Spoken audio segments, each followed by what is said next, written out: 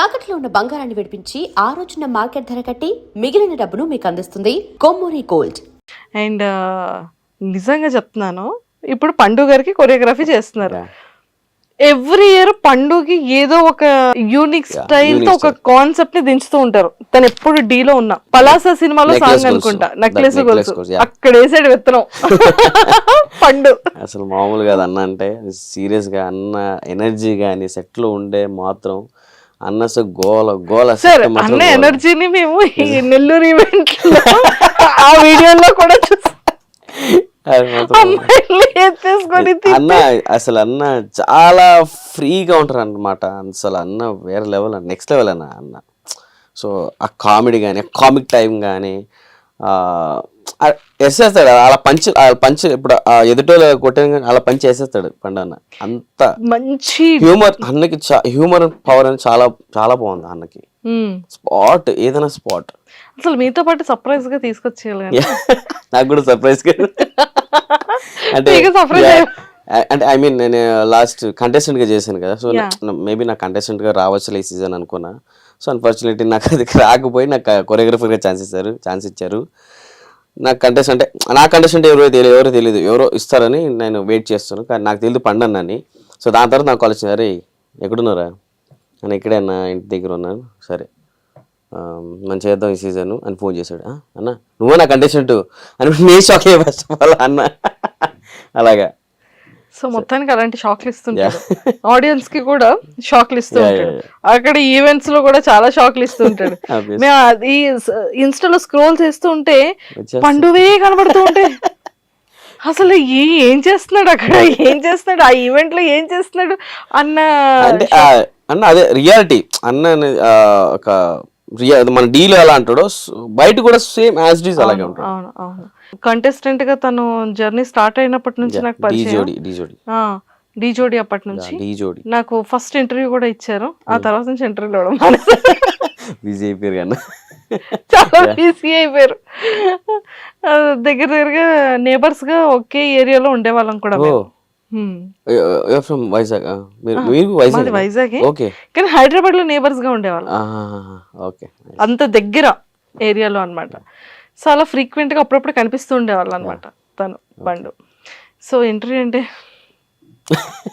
ఒకసారి అలానే అన్నపూర్ణ 7 acres లో ఏమైంది, ఏదో షూట్ అవుతుంది, సడన్ గా కనిపించారు అక్కడ. డీది లోపల షో జరుగుతుంది, తీసుకొచ్చి ఇంటర్వ్యూ కూడా చేస్తాం.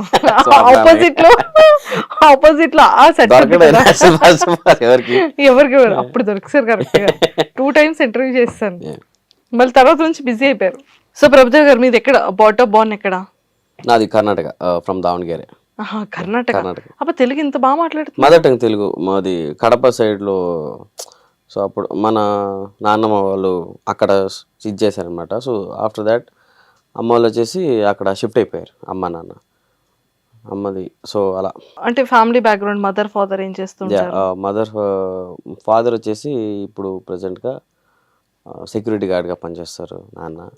సో అమ్మ హౌస్ వైఫ్ అనమాట. సో ఒకప్పుడు చేసేది అమ్మ కూడా జాబ్. సో ఇప్పుడు మానేసింది. సో మొత్తం నేనే చూసుకుంటాను మొత్తం. బ్రదర్ అండ్ సిస్టర్, సిబ్లింగ్స్ ఎవరైనా? 2 sisters ఉన్నారు.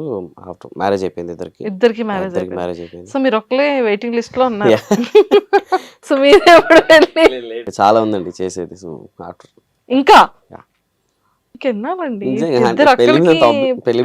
ఒపీనియన్ లేదండి నాకు.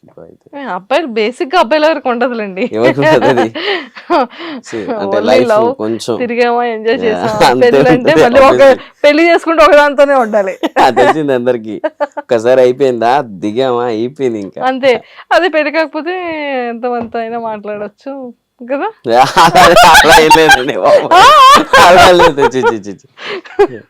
ఓకే. సో డి అంటే మీరేం చదువుకున్నారు? నేను ఇంటర్ సెకండ్ ఇయర్ అంతే, లాస్ట్ ఇంటర్ సెకండ్ ఇయర్ అంటే +2 చేశారు. సో డీకి ఎప్పుడు వచ్చారు? డీకి నేను 10th లోనే డీకి వచ్చేసారు. After 10th. ఓకే. అంటే ఇది ఆడిషన్స్ ఎలా అవుతున్నాయి అంటే ఎలా తెలిసింది ఈ ఫార్మేట్ అంతా? ఈ ఫార్మేట్ వచ్చేసి స్టిల్ 2018లోనా 2019 సంథింగ్. అప్పుడు నేను బ్యాక్గ్రౌండ్ డాన్సర్గా వచ్చాను. సో ఒక 6 years అలాగా బ్యాక్గ్రౌండ్ డాన్సర్ చేసుకొని వచ్చి దాని తర్వాత D10లో నేను ఆడిషన్ ఇవ్వడం జరిగింది. సో బిఫోర్ డీ జోడి DJ1 DJ2 డీ జోడీకి నేను ఆడిషన్ ఇవ్వడం జరిగింది బెంగళూరులో. సో సెలెక్ట్ అయిపోయింది. దాని తర్వాత అన్ఫార్చునేట్లీ నాకు హెల్త్ ఇష్యూ వల్ల నాకు అది కూడా పోయింది ఫస్ట్ ఆడిషన్ అది. ఆఫ్టర్ దట్ నెక్స్ట్ సెకండ్ వచ్చేసి మళ్ళీ డీటెన్ ఇచ్చాను. సో అప్పుడు కొంచెం అరే లేదు మనోడు కెమెరా ఫేస్ లేదు అని చాలామంది అన్నారు నాకు. సో సమ్ అలా రూమర్స్ వినిపించింది నాకు. సో రియలే రూమర్స్ ఏం కాదు అంటే నా వెనకాల. సో అందుకే రాని తీశారు, లేకుంటే డీటెయిల్లోనే నేను కంటెస్టెంట్కి అయిపోయేవాడిని. నేను అప్పుడే సెలెక్ట్ అంటే అందరికీ తెలుసు నేను 6 years చేశాను అంతా. సో నీకు కెమెరా ఫేస్ లేదు, అసలు ఏం కనబడట్లేదు, అసలు డాన్స్ ఓకే కెమెరా ఫేస్ లేదు చాలామంది అన్నారు. సో దాని తర్వాత ఆఫ్టర్ దట్ నేను కొంచెం ఫీల్గా అయ్యాను, ఓకే పర్లేదురా లైట్ అని మళ్ళీ ట్రై చేశాను మళ్ళీ. సో ఆఫ్టర్ దట్ నాకు కన్నడలో ఒక రియాలిటీ షో వచ్చింది ఆపర్చునిటీ, వైల్డ్ కార్డ్. మహాలక్ష్మి ఉందా ఇప్పుడు చిన్న పిల్ల డీలో చేసింది అమ్మాయి మహాలక్ష్మి, తను నా స్టూడెంట్. అంటే స్టూడెంట్ అంటే నాకు అక్కడికి వెళ్ళినప్పుడు అమ్మాయి నేను పిలిచినప్పుడు సరే వస్తాను సార్ అన్నప్పుడు ఇద్దరు వెళ్ళి మేము వైల్డ్ కార్డ్ ఇచ్చాము. సో అక్కడ సెలెక్ట్ చేసుకున్నాం మమ్మల్ని. అక్కడ నుంచి డైరెక్ట్ ఫినాల్ దాకా మేము రీచ్ అయ్యాం. ఇద్దరు కష్టపడి చాలా బాగా చేసి ఫినాల్ దాకా రీచ్ అయ్యాం. సో అప్పుడు నాకు అమ్మాయి స్టూడెంట్ అని అనిపించింది, అంటే నేను అలా తీసుకున్నాను. మళ్ళీ అమ్మాయిని ఇక్కడ హైదరాబాద్కి ఇక్కడ చేపియాలని అమ్మాయికి ఆడిషన్ ఇచ్చి ఆటోలో చేయించాను అమ్మాయికి. సో అలా కంటిన్యూటీ చేసుకొని మళ్ళీ అది అయిన తర్వాత మళ్ళీ డీ జోడీ వచ్చింది ఇక్కడ. సో అప్పుడు ఆపర్చునిటీ ఇచ్చింది డీ జోడీగా. దాని తర్వాత డీ ఛాంపియన్స్. సో మొత్తానికి డీతో చాలా ఎక్కువ అనుబంధం. చాలా చాలా చాలా ఇప్పుడు గ్రాట్యూడ్ అంటే నేను డీకే రుణపడుతున్నాను. ఇప్పుడు ఒక నాలుగు మెతుకులు ఇప్పుడు తింటున్నానంటే డీఏ. డీలో సైడ్ డాన్సర్గా వచ్చేటప్పుడు ఎంత మనీతో స్టార్ట్ అయింది, ఈ రోజు ఎలా ఉంది మీ లైఫ్ జర్నీ? నేను వచ్చే ముందు జీరో.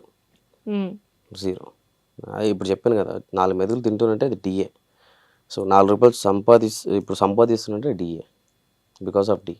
అంటే అప్పుడు వచ్చేటప్పుడు డ్రెస్సింగ్ కానీ అసలు అది కర్ణాటక నుంచి వచ్చారు. నేను యాక్చువల్గా అప్పుడు ట్రావెల్ చేస్తున్నాండి అక్కడి నుంచి ఇక్కడికి. ₹1 ఉండేది కాదు, ₹1 ఉండేది కాదు. స్టేషన్లో వచ్చేవాడిని, స్టేషన్లో పడుకునేవాడిని. ₹1 ఉండదు. ఎవరి దగ్గర అప్పుడు ఫోన్ కూడా లేదు సరిగా నా దగ్గర. జస్ట్ ఒక కీబోర్డ్ సెట్ ఉండేది, కీప్యాడ్. సో అది వాడేటోడిని. ఎవరి దగ్గర ఫోన్ చేసినా కూడా ఎంత లేదు. ఇంట్లో కూడా చాలా ప్రాబ్లమ్స్ అప్పుడు. సో ఇంట్లో కూడా నార్మల్గా ఒప్పుకునేది కాదు. ఏం చేస్తావు డ్యాన్స్ అంటే వెళ్ళి జాబ్ చేసుకో అనేవాళ్ళు. సో చాలా ఇంట్లో కూడా సపోర్ట్ లేదు, అక్కడ లేదు. కొన్ని బ్రెడ్, చాయ్, బన్ను అలాంటివి తిని చాలా రోజులు ఉన్నాయి అలాంటివి తిని. సో కంపార్ట్మెంట్లో పడుకునేవాడిని. దాని తర్వాత ఎవరో నార్మల్ టీటీ వస్తే బాగా వాష్రూమ్లో వెళ్ళి దాక్కునేవాడిని నేను. అంటే చాలా ఇప్పుడు కూడా లిటరలీ అందరికీ తెలుసు డాన్స్ లైఫ్ అంటే చాలా కష్టం. ఒక ఆర్టిస్ట్ లైఫ్ అనేది, ఒక డాన్సర్స్ అనేది చాలా కష్టం. కానీ ఇంట్లో ఫేస్ చేయాలి, రెస్పాన్సిబిలిటీ తీసుకోవాలి, ఇంట్లో వాళ్ళని పోషించాలి, నన్ను నేను చూసుకోవాలి. నా దగ్గర గ్రూప్ బాయ్స్ ఉన్నారు, వాళ్ళకి కూడా చూసుకోవాలి నేను ఇప్పుడు. సో ఇప్పుడు నేను స్టెబుల్గా ఉంటే నా చుట్టూ అన్నీ బాగుండాలి అనుకుంటున్నాను. నేను స్టెబుల్గా ఉండాలి ఫస్ట్ నేను ఉండాలి గట్టిగా, దాని తర్వాత నేను అన్నీ చూసుకోవాలి. And for more videos, please subscribe to iDream. Please subscribe to iDream. Please subscribe iDream. And please subscribe to iDream. For more videos, subscribe to iDream. please like, share and subscribe to the channel. Congratulations, iDream. Subscribe to iDream. Subscribe to iDream. So subscribe to iDream Media. iDream team andarki huge congratulations. Please subscribe iDream Media. Please subscribe to iDream. Subscribe iDream. Please subscribe to iDream. iDream అంటే నా కళల ఛానల్ను subscribe చేసుకున్న నోరు తిరుగుతలేదు, మీరైతే గంట గుర్తు కొట్టండి. For more such videos, please subscribe to iDream. Subscribe to iDream. Please subscribe to iDream. Please subscribe iDream Media. Please do subscribe to iDream. Please subscribe to iDream Media. For best entertainment and information, please subscribe iDream. And don't forget to subscribe to iDream.